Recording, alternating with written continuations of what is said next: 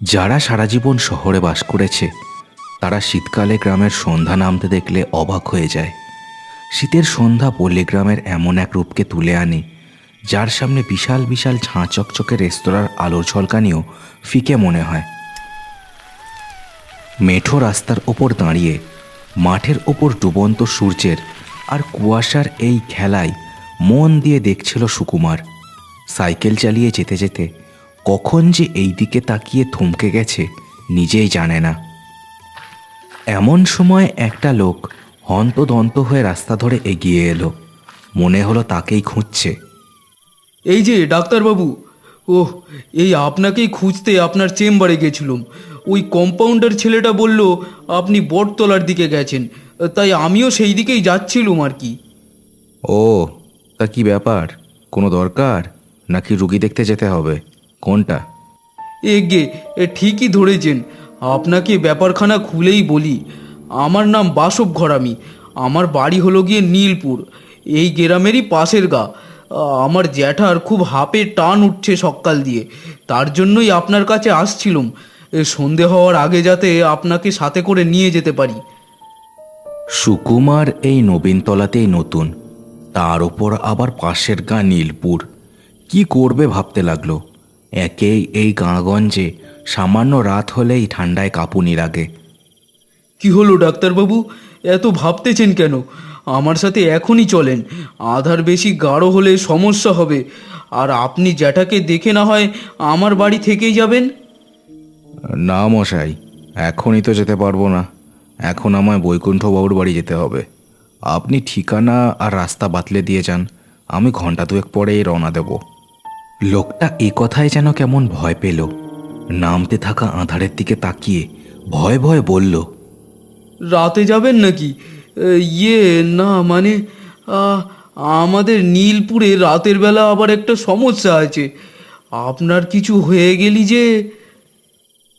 আরে দূর মশাই, আপনারা গাঁগঞ্জের লোকেরা না বড্ড ভীতু।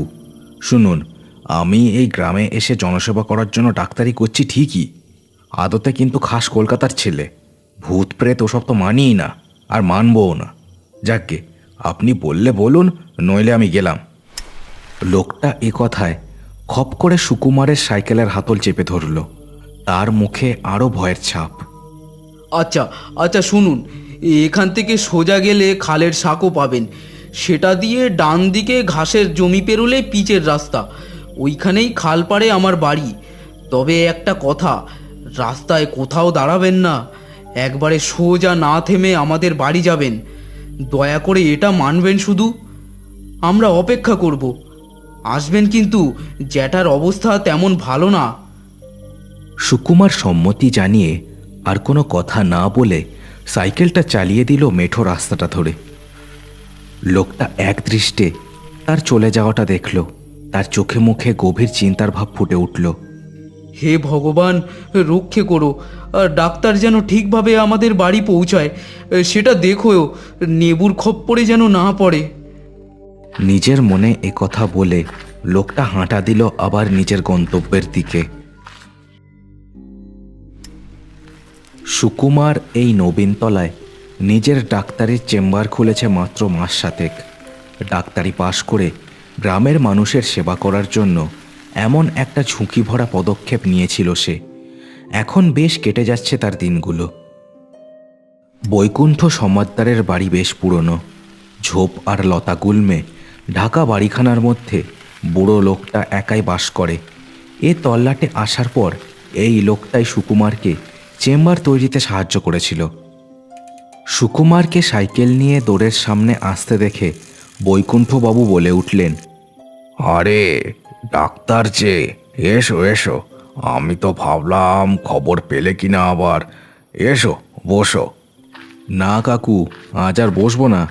আপনার প্রেশারটা মেপে নিয়েই আবার দৌড়তে হবে, সেই নীলপুর। নীলপুর? কেন হে, হঠাৎ নীলপুর কেন? সুকুমার মাঠের ধারের সেই লোকটার কথা সব বলল বৈকুণ্ঠবাবুকে। নীলপুরের কথা শুনে বৈকুণ্ঠবাবুর মুখখানাও কেমন যেন শুকিয়ে গেল, সেই লোকটার মতোই। বুঝেছি, কিন্তু আজ তো আঁধার হয়েই গেছে। তুমি কাল সকালে যেও, বুঝলে, মানে নীলপুর জায়গাটা ঠিক এই রাতের বেলা সুবিধের নয়। না কাকু, সেটা হয় না। পেশেন্টের হাঁপের টান উঠছে, ডাক্তার হিসেবে আমার তো একটা কর্তব্য আছে। যাই হোক, কি জন্য যে আপনারা ভয় পাচ্ছেন কে জানে। আসুন দেখি, আপনার প্রেশারটা মেপে দিই। এরপর প্রায় আধ ঘন্টা লেগে গেল সুকুমারের বৈকুণ্ঠ বড়োর প্রেশারটা মাপতে। এর মাঝেও বুড়ো তাকে বারবার নীলপুর রাতের বেলা যেতে বারণ করলেও সে শুনল না। যখন আবার পথে সাইকেল নিয়ে বেরোলো সুকুমার, তখন গ্রামের বাড়িগুলোর দরজা জানলা সব বন্ধ হয়ে গেছে। তবে চিলতে চিলতে আলো কুয়াশায় মেখে গা ছমছমে পরিবেশের সৃষ্টি করেছে। সুকুমার একরকম হো হো করে সাইকেল টেনে হাজির হলো আবার তার চেম্বারের সামনে। চেম্বারে তখন কম্পাউন্ডার কিশোর ছেলেটা বসে বসে হাই তুলছে। এই বঙ্কু, তাড়াতাড়ি ব্যাগখানা আর ছপাঝপতাতে হাঁপানির ওষুধগুলো ভরে দে দেখি, এখনই বেরোতে হবে। বঙ্কু সুকুমারের তাড়াহুড়ো দেখে ব্যাগ নিয়ে বেরিয়ে এলো। তারপর তাকে জিজ্ঞাসা করলো, এই নাও ডাক্তার দাদা। তা কোথায় যাবে এখন? আর কোথায় যাব, একটা লোক এলো যে নীলপুরে যাওয়ার কথা বলে গেল, ওখানেই যাব, দে দেখি। এ কথা বলে বঙ্কুর হাত থেকে সুকুমার ব্যাগখানা নিল। বঙ্কুর মুখ কিন্তু শুকিয়ে গেছে নীলপুর যাওয়ার কথা শুনে। শোনো ডাক্তার দাদা, বলছি একা না যেও নি। আমি বলি কি, দাঁড়াও আমি বরং দরজাটা দিয়ে নি। নতুন মানুষ তুমি, আমিও সাথে যাই। একা একা গিয়ে যদি কোনো বিপদে পড়ো, তাই বলছি। যাবি? বেশ তো, চল না, সাইকেলটা নিয়ে নে, আর দুটো আলোও নিস। সুকুমারের কথায় বঙ্কু দরজাখানা বন্ধ করলো ডাক্তারি চেম্বারটার। সন্ধ্যার আবছায়া কেটে তখন ঘন কালো আঁধার নেমেছে নবীনতলায়। গ্রামের মধ্যে দিয়ে সুকুমার আর নবীন চলল নীলপুরের দিকে। কুয়াশায় গ্রামের ঘরবাড়ির আলো মায়াবী পরিবেশের সৃষ্টি করেছে। বিশাল মাঠখানার এপার ওপার দেখা যাচ্ছে না কোনো আলো না থাকায়। কুয়াশার মাঝে সাইকেলের একচোখা আলোগুলো দৈত্যের মতো জেগে আছে। ডাক্তার দাদা, একটা কথা আমি অনেক দিন ধরে জিজ্ঞেস করবো ভাবছিলাম। কি কথা বলবি বল না, এত কিন্তু কিন্তু করছিস কেন? বলছি, তুমি শহরের ছেলে হয়ে গ্রামে এসে এমন ডাক্তারি করছো, তোমার মতন মানুষ আজকাল তো সত্যি দেখা যায় না। আরে ওসব কিছুই না, আমার আসলে একটু নিরিবিলি জায়গা পছন্দ।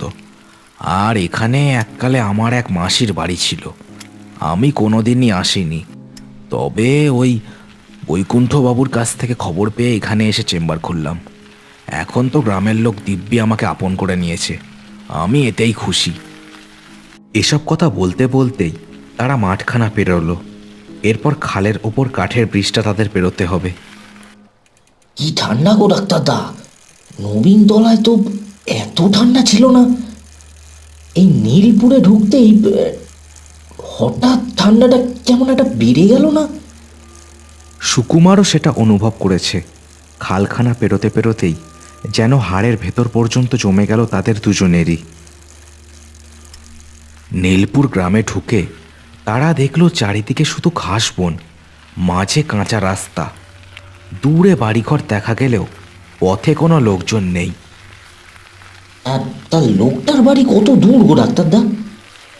কতক্ষণ ধরে সাইকেল টানছি, ঠান্ডায় তো হাড় মাস একেবারে কালি হয়ে যাচ্ছে গো। বলে তো ছিল সোজা গিয়ে একটা পিচ রাস্তা পড়বে, সে রাস্তা যে কোথায় বলতো? কথাটা বলতে বলতে সুকুমার থামল, বঙ্কুও থামল তার পেছনে। রাস্তাটা একেবারে সোজা চলে গেছে, দুপাশে মাথা সমান উঁচু ঘাসের বন, আর কোথাও কিচ্ছু নেই। এ তো মুশকিল হলো রে, ফিরেও তো যেতে পারবো না। হাঁপানির রুগী আমি, না গেলে যে কি হয়ে যাবে কে জানে। কোন দিকে যাওয়া যায় সেটা দেখার জন্য বঙ্কু এদিক ওদিক তাকাচ্ছিল। এমন সময় একটা চায়ের দোকান দেখতে পেল সে। এতক্ষণ এখানে দাঁড়িয়ে থাকলেও চায়ের দোকানটা আগে চোখে পড়েনি তার। ওই দেখো, একটা চা দোকান না, এই ঘাস বনের মধ্যে। তা একদিক থেকে ভালোই হলো, কি বলো? হ্যাঁ, সে তো ভালোই, কিন্তু লোকটা যেন কি একটা বলেছিল আমাকে, ঠিক মনে পড়ছে না। কি যেন। বাবু, চা খাবেন নাকি? এই কে রে, কে? হঠাৎ এই কথায় সুকুমার আর বঙ্কু চমকে উঠেছিল। দেখলো একটা লোক ঘাস বনের মধ্যে দাঁড়িয়ে আছে, গায়ের চাদর মাথায় তোলা, মুখে তেঁতো হাসি। হ্যাঁ, দাঁত দেখো, যেন কোলগেটের বিজ্ঞাপন দিচ্ছে। তা কোথা থেকে এলে হে তুমি? বাপরে, বুক কেঁপে উঠেছিল আমাদের একেবারে। গে দাদা, আমার বাড়িখানা হলো গিয়ে ওই ঘাস বনের ও পিঠে। ও দোকানখানা আমারই। দোকানে ফিরে যাচ্ছিলুম, দেখলাম আপনারা ঠান্ডায় কুকড়ে এখানে দাঁড়িয়ে আছেন। তা খাবেন নাকি চা? ঠান্ডায় বঙ্কু আর সুকুমার সত্যি জমে যাচ্ছিল। দুজনে মুখ চাওয়াচাই করে নিল একবার। হ্যাঁ, চা তো খাওয়াই যায়। ওফ, যা ঠান্ডা এই নীলপুরে, হাড় অবধি জমে যাচ্ছে। দুজনে এরপর লোকটার পেছন পেছন দোকানটার দিকে এগিয়ে গেল। দোকানটায় শুধু একটা হ্যারিকেন ছাড়া আর কোনো আলো নেই। দোকানের পাশে সাইকেল দুটো দাঁড় করিয়ে তারা বসলো চায়ের দোকানে। চাওয়ালা স্টোভে বসানো কেটলি থেকে চা ঢালা শুরু করলো ভাঁড়ে। চাপচাপ কুয়াশায় চারিদিকের পরিবেশ প্রায় ধোঁয়া ধোঁয়া হয়ে আছে। চায়ের ভাঁড় হাতে নিয়ে বঙ্কা আর সুকুমার আরাম করে চুমুক দিল। আহ, কি যে ভালো লাগছে। তা দাদা, বলছি এখানে খালের পাড়টা কোন দিকে? মানে এখান থেকে কত দূর? খাল পার? তা ধরেন এখান দিয়ে 15-20 মিনিট সাইকেলে। তা সেখানে কি বাবুরা, এত রাতেই বা এই নীলপুরে এসেছেন কেন? কোনো কাজ নাকি এমনি এমনি? আমি ডাক্তার, বুঝলেন মশাই। খালপাড়ে এক পেশেন্ট আছে, তার নাকি হাঁপানির টান উঠছে, তাকে দেখতে যাব আর কি। কিন্তু এমন এক জায়গা আপনাদের এই নীলপুর, চারিদিকে শুধু ঘাসের বন। ও, আপনি ডাক্তার নাকি? বাহ বাহ বাহ। তা মশাই, এখানে আসার সময় আপনাদের গ্রামের লোকেরা আপনাদের কিছু বলেনি? বঙ্কু এই কথায় চায়ের ভাঁড় হাতে অবাক হয়ে সুকুমারের মুখের দিকে তাকালো। সুকুমারও এই কথায় অবাক হয়ে লোকটার মুখের দিকেই তাকিয়ে থাকলো। কি বলবে বলুন তো? মানে ঠিক, ও হ্যাঁ, মনে পড়েছে, বলেছিল রাস্তায় না দাঁড়াতে। মানে যত আজে বাজে কথা আর কি। কি ব্যাপার সেটা বলুন দেখি। বলেছিল নাকি? তাও এসেছেন? কি সাহস আপনাদের! আপনাদের মনে ভয় নেই? কি? কিসের ভয়? আমার ভয়। আমার ভয়। চাওয়ালার শেষ কথাগুলো যেন হুংকারের মতো শোনালো। তারা হাঁ করে তাকিয়েছিল লোকটার দিকে। তাদের চোখের সামনেই চাওয়ালার মুখটা বেঁকে চূড়ে পরিণত হলো ভয়ানক এক রূপে। সরু সরু দাঁতের ঝিলিক দিয়ে উঠল তার মুখে।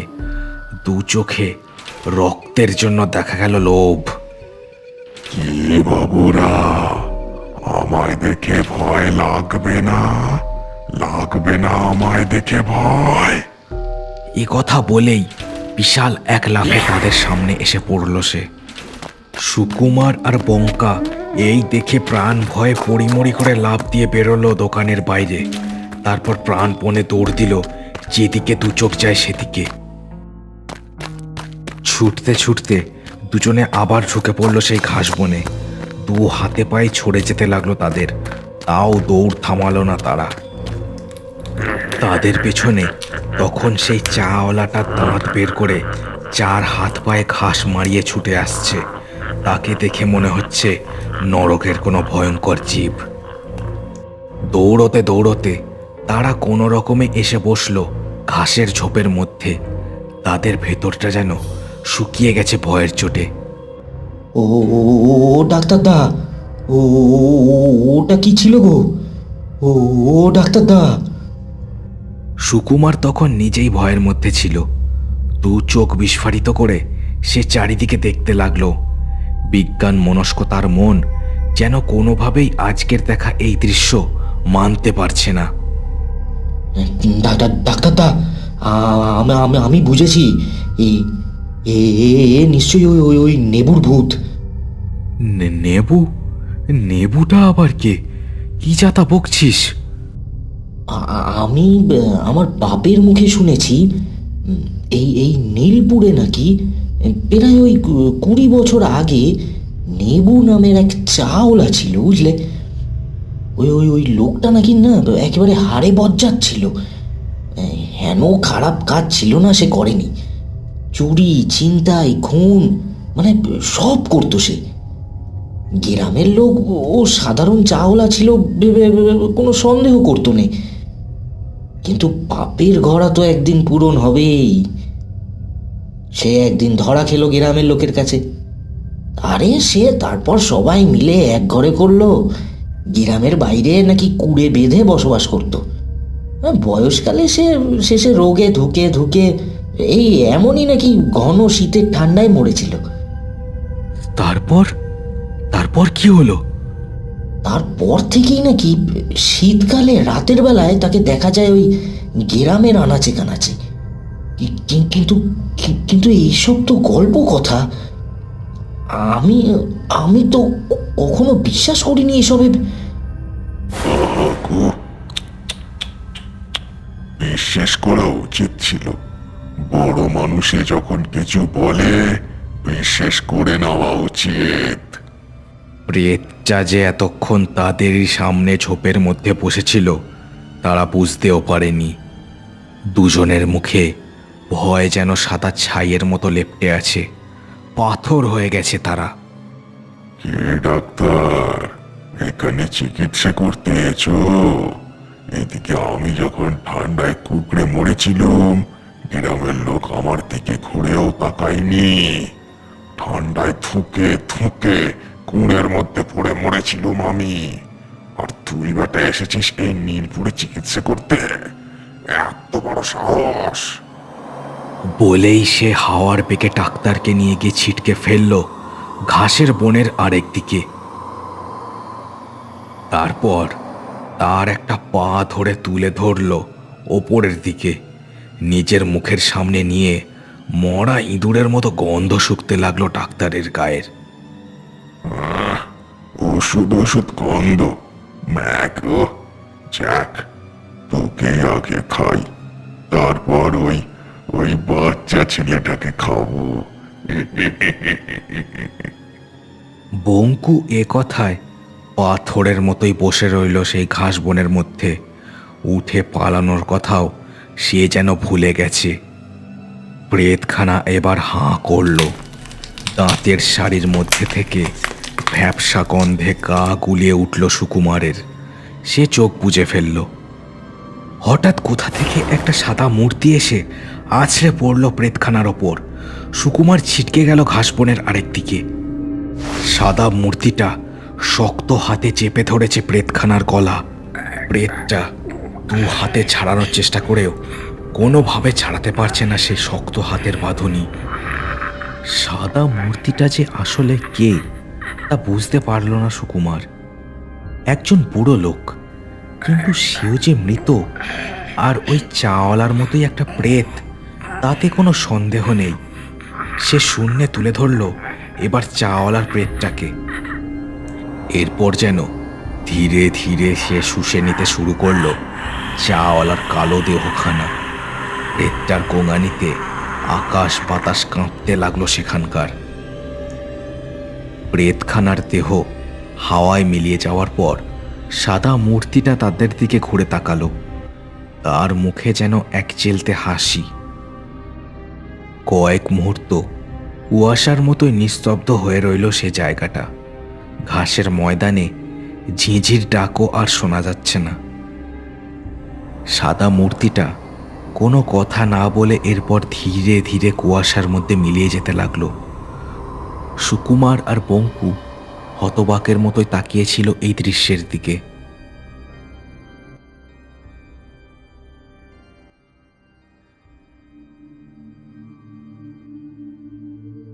রাত অনেক বেড়েছে। খালপাড়ের বাড়িতে থমথমে পরিবেশ। পাড়াপড়শিরা এর মধ্যেই আনাগোনা শুরু করে দিয়েছে। সব্বার মুখে কালো অন্ধকার জমে আছে। এমন সময় সুকুমার আর বঙ্কু এসে দাঁড়ালো সেখানে। তাদের চেহারা দেখে মনে হয় ঝড় বয়ে গেছে তাদের ওপর দিয়ে। এ কি অবস্থা আপনাদের? আর আর এতক্ষণে আসছেন? অনেক দেরি করে ফেললেন যে আসতে, ডাক্তারবাবু। সুকুমার এ কথায় অবাক হলেও সব কিছু খুলে বলল সেই লোকটাকে। লোকটা এইসব কথা শুনে ভয়ে কেমন যেন হয়ে গেল। শুধু বলল, একবার ভেতরে এসে দেখুন দেখি। তার কথায় দুজনে ভেতরে ঢুকে এবার যেন আকাশ থেকে পড়ল। বিছানায় চাদরের নিচে নিষ্প্রাণ হয়ে পড়ে আছে ঘাস বনে দেখা সেই বৃদ্ধ লোকটা। দু চোখ বোঝাদার, শান্ত স্নিগ্ধ মুখ। কি হচ্ছে আমার যে মাথায় কিছুই ঢুকছে না। কে ইনি? উনি আমার জ্যাঠামশাই। উনি ছিলেন মা কালীর খুব বড় সাধক। শেষ বয়সে শরীর ভেঙে যাওয়ার পর আমার কাছে এসে থাকা শুরু করেছিলেন। আজ হঠাৎ শ্বাসকষ্ট শুরু হলো, আর এই কিছুক্ষণ আগেই উনি দেহ রাখলেন। আর কি বলবো, যা হওয়ার ছিল তাই হয়তো হলো। লোকটা আরো কত কি বলে যাচ্ছিল, কিন্তু সুকুমারের কানে আর কিছুই ঢুকছিল না। সে শুধু একদৃষ্টে দেখে যাচ্ছিল বিছানায় শুয়ে থাকা মানুষটার দিকে। বাইরে রাতের কুয়াশা যেন এটাই বুঝিয়ে দিচ্ছে এ পৃথিবীতে আজও অনেক কিছু ঘটে যার কোনো ব্যাখ্যা সাধারণ বুদ্ধিতে চলে না।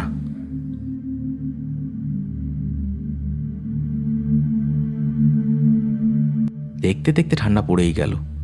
কুয়াশার মধ্যে এদিক ওদিক যাতায়াত করতে গিয়ে যদি কোনো চায়ের দোকান দেখো, আবার দুম করে দাঁড়িয়ে যেও না। যাই হোক, কেমন লাগলো আজকের গল্প জানাতে ভুলো না আমাকে কমেন্ট বক্সে। আর চ্যানেলটাকে সবাই সাবস্ক্রাইব করে দিও, গল্পটাকে শেয়ার করে দিও তোমার বন্ধুদের সাথে। দেখা হচ্ছে ওর পরের ভিডিওতে।